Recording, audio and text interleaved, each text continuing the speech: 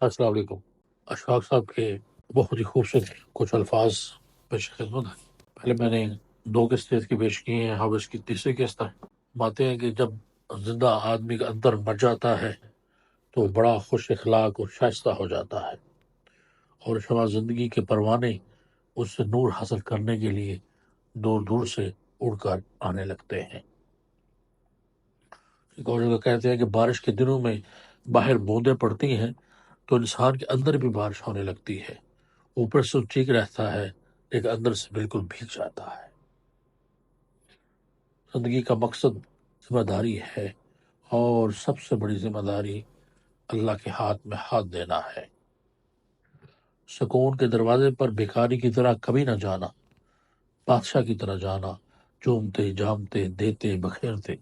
کیا تم کو معلوم نہیں کہ بیکاریوں پر ہر دروازہ بند ہو جاتا ہے؟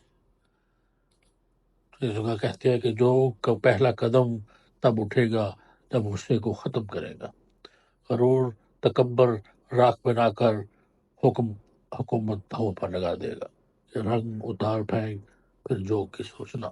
اجازت دیجیے، انشاءاللہ پھر ملاقات ہوگی۔ آپ نے بہت خیال رکھیے، اور میرے چینل کا بھی۔ اللہ حافظ۔